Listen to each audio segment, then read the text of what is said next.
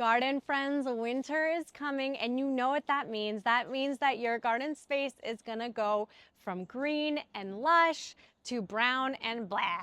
So I wanna show you how to get ahead of it. I'm going to unbox a couple of really great evergreen options for the southern garden and show you what I'm gonna do with them. These are all plants that are inspired by the Southern Living Idea House, which looks absolutely incredible.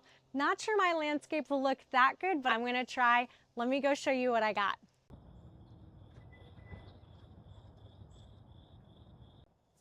So clearly I got some happy mail in. Is there any kind of better mail than plant mail? So I've got my boxes, I've got my scissors. You know what time it is. These are packaged incredibly well. There is definitely a lot of tape. Somebody really went in here with the tape.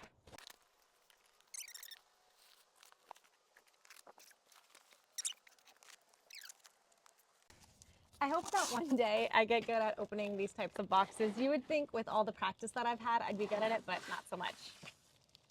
How beautiful is that? Okay, this video is gonna be 1,000,000 minutes long if I sit and talk about each plant before I finish opening.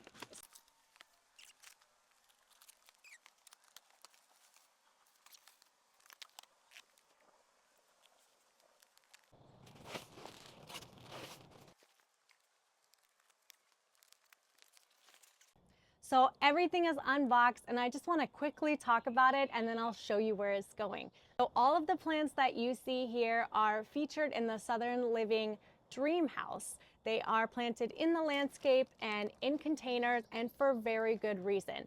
You see, why? So all of the color that you see now, and that Sushi is cat testing for us. So all of, okay, where was I? All of the color that you see now is evergreen, which means this is what your plant is going to look like year-round. In winter, when everything is brown outside, in summer, when your perennials might be resetting, these are going to be like the backbone of your garden. They're providing structure and color and also periodically flowers. So I want to quickly talk about each plant and then I'll show you where all of this is going. If you follow me on Instagram, you've probably heard me talk about some of these plants before because I have some of them planted in my garden, either in containers or in the landscape, and they've performed really well for me. So you know I constantly blab on about things that do really well in my garden as much as I share my fails and the things that were not so hot. So this is one of those plants that I just absolutely love. The foliage on this and the habit make it really unique. So this is a gardenia. This will work for you if you are in zones 7 through 10. But the cool thing about this gardenia is it's almost columnar shaped. So it stays very narrow at 2 feet wide and it grows about 3 to 4 feet tall.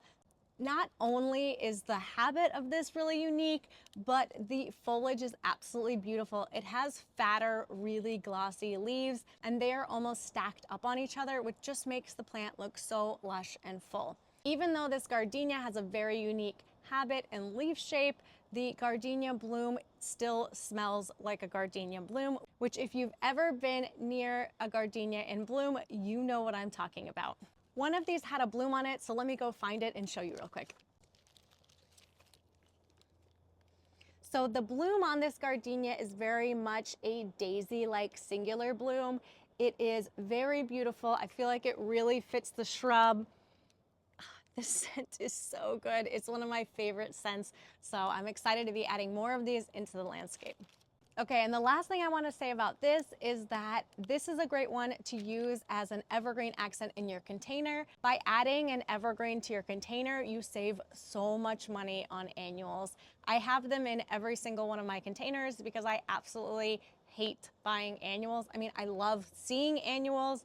I love when they're in bloom, but I hate the actual purchase of it because I know it's just for one season. Next up, let's talk about this beautiful purple evergreen shrub, or is it ever purple? This is purple pixie loropetalum. I have it growing in a couple of different spots in the ground It is one that really truly stays purple throughout the year. There are some loropetalums that will leaf out very purple and then they kind of start developing more of a dark green color. This one truly stays purple, at least on the surface, which is great. This is another plant that is rated for zones 7 through 10. So think about this as kind of your front of the border plant or even more of a ground cover.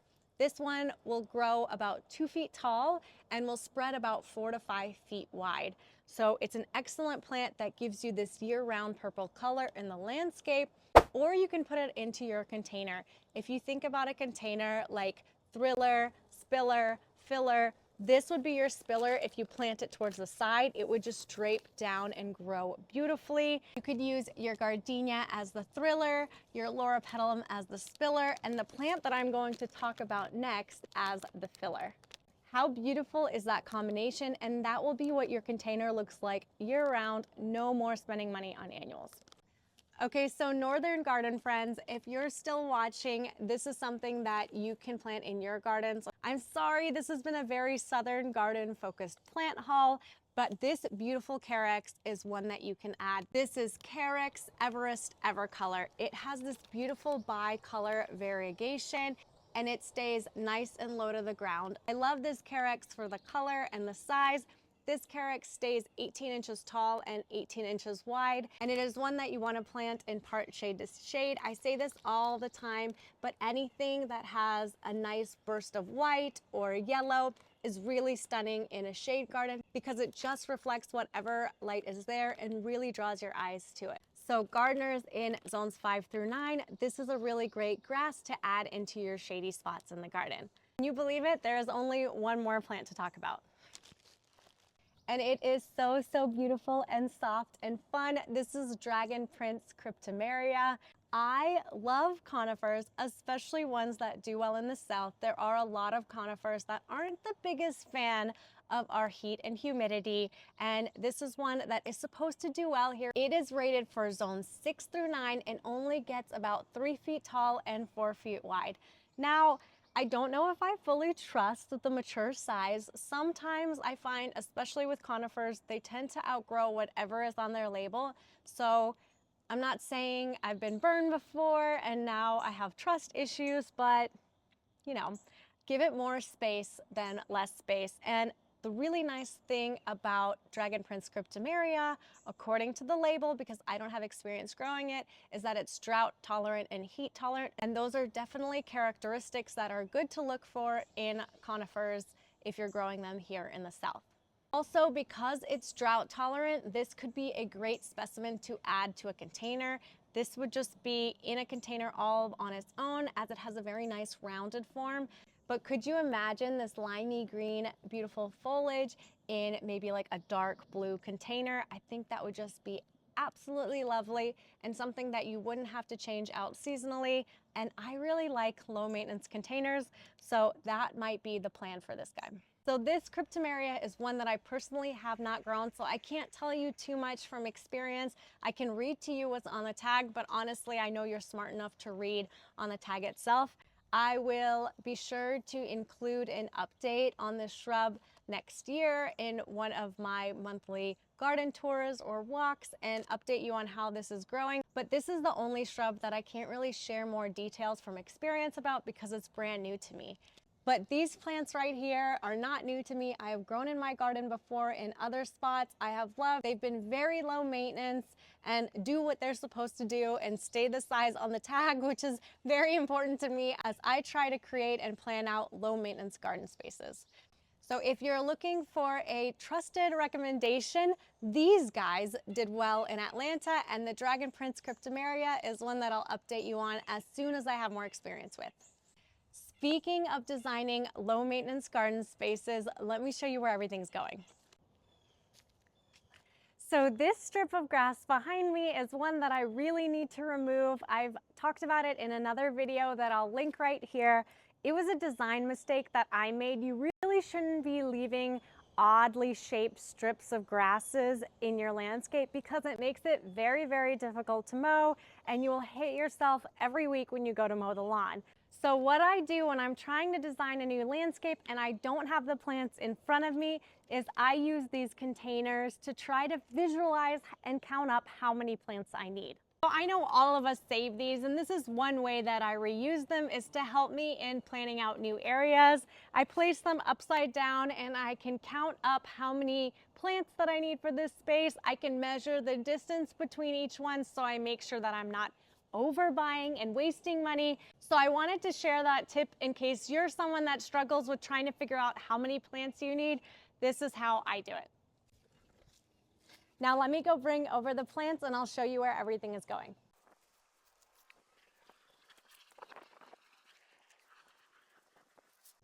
So here's the final layout that I came up with, and the reason I went with these shrubs is because they are all evergreen and they are all low maintenance. The gardenias, the purple pixie loropetalums, these are things that I'm not going to have to deadhead, prune, fuss with, fertilize, treat for anything. They are truly set it and forget it plants, and they are plants that will look good year-round without any deadheading or fussing.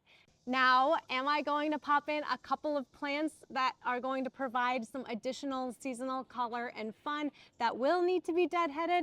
Of course I am, but for the most part, the way this bed looks right now is the way that it will look all year long. And that's something that I really wanted to create in this area, as it's the first spot that people see as they come up our driveway. The diamond spire gardenias are going to be forming a hedge that will hide the hibiscus in the winter that just turns into a stump. Then the rest of the plants are laid out to ensure maximum ground cover. The goal with planting this densely is to avoid having to weed as much in the spring and summertime. The carex is planted under the shade of a dogwood. Remember, these want part shade to shade conditions.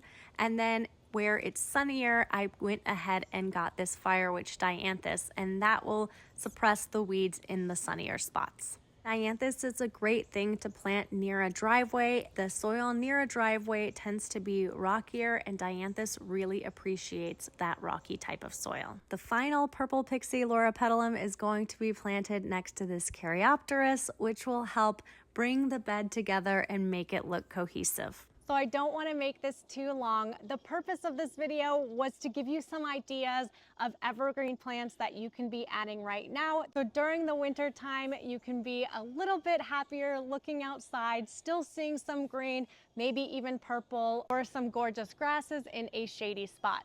The next video that I make, I'll walk you through how I'm going to plant these. I will give you some tips for planting in clay soil, which I don't know if you can see behind me. I have very clay soil here in my garden, very little topsoil and very heavy clay. And I'll also show you how I sheet mulch. I will likely sheet mulch this because I personally want to save my back for my later years and instead put down cardboard. Probably the cardboard that I use when I unbox these plants, I will lay them down here and use that to smother out the sod instead of digging it up by hand. That will also give me a fresh slate, so likely I will have less weeds next year. I've clearly got a lot of planting to do, so I need to stop talking and get to work. I want to thank you guys for watching. Thank you for following me on this gardening journey here, and I will see you in the next video.